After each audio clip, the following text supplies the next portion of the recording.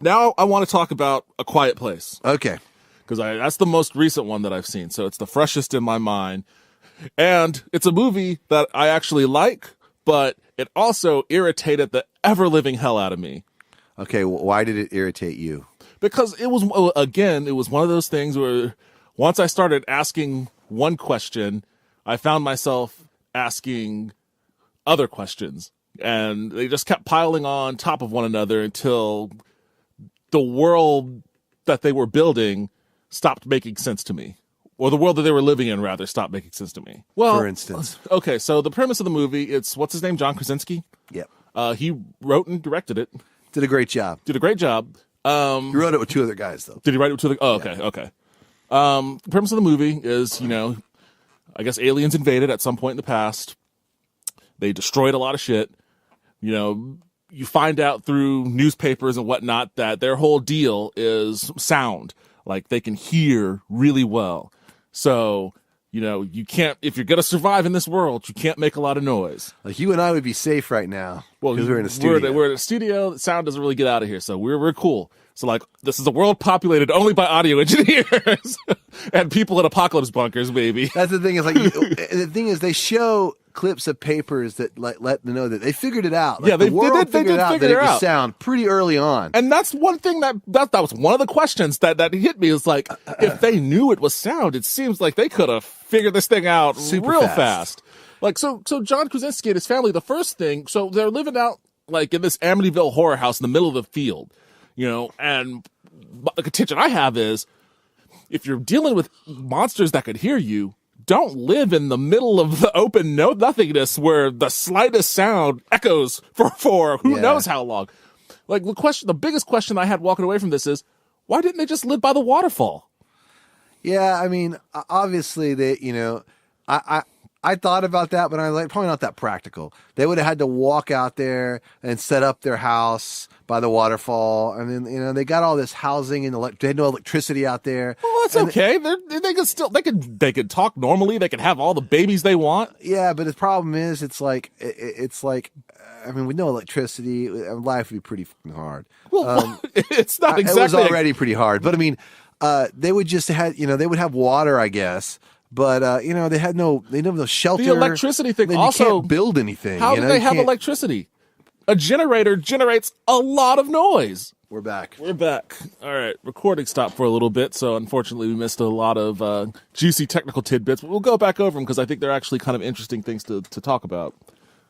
So the first point that we had made, or we were talking about, was they found out early on that sound was the weakness of these aliens. Yeah.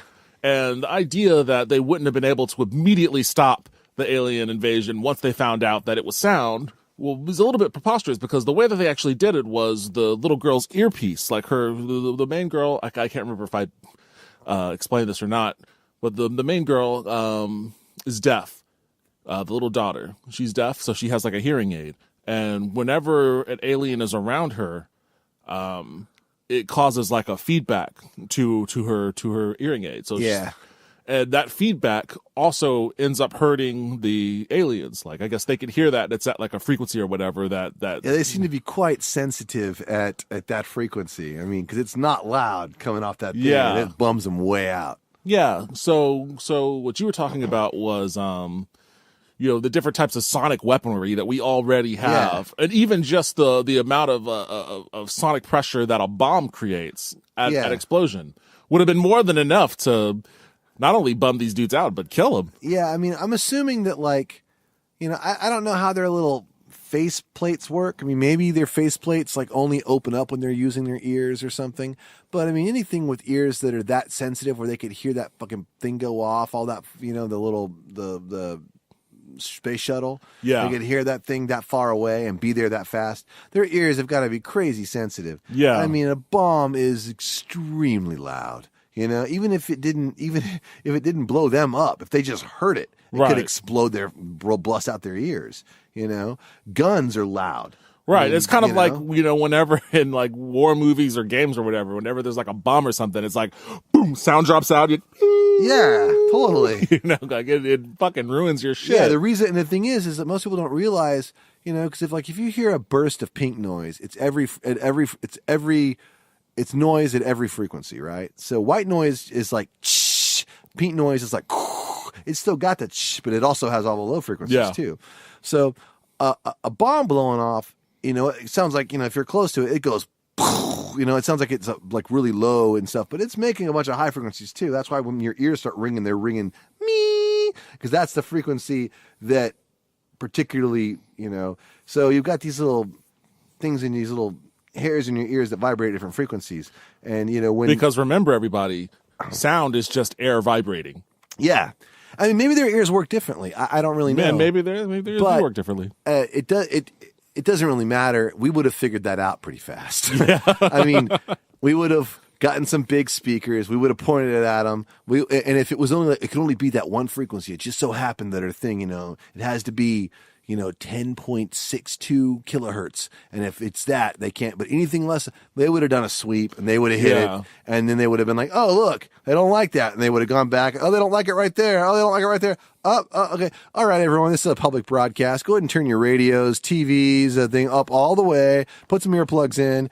And we're going to go ahead and kill all the aliens right now, Or they would have just who knows? They could possibly hear radio frequencies with those huge ass ears. Yeah. Of which case they're being bombarded all the time. They would have not even got to the planet. I mean, that's the thing. I didn't get the sense from these things that they were intelligent.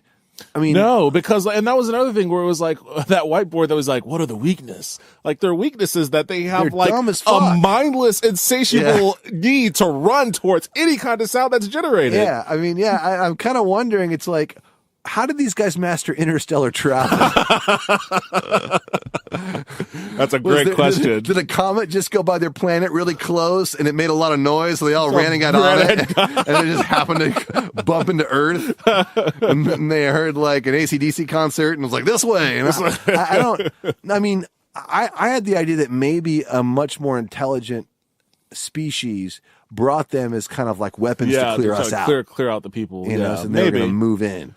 Maybe this will be a cinematic universe. John Krasinski is working on a sci-fi movie. Yeah, I don't know if it's a follow-up or connected, but he's working. It's not, but it's about Mars. But I think that I don't really want to know any of that. Yeah, I don't want to know. But I feel like if Cloverfield's doing it and fucking Moon is doing it, I feel like eventually this will do it too. Nah, I don't know. I mean, I hope that they just leave this alone. I don't want to know any of this stuff. Yeah. The movie's made. Yeah. You don't need to retcon any of it or square it. And despite our nitpicking at weird things here or there, it's a good movie. That's the thing. It's like, oh, we missed all of my abortion punching. Oh. Yeah. Well, you missed out, internet. Yeah. No hashtag Me Too for me today. You lucked out, Dixon. Well, I probably implicated myself enough anyways. But yeah, like it's a good movie. I did like watching it. It's really well put together. There were a number of good like scares in it. And I at no point the monsters looked really scary, like teeth and then all the teeth. And the monsters looked good. They looked a lot like Cloverfield monsters, honestly. But, yeah, they look kind of like Venom. And yeah, there was a little bit of Venom going on there too. Like there wasn't really any part of the movie where I felt like bored or anything, or where I felt like it was dragging, or where I felt like it was even moving too fast. I think it was perfectly paced.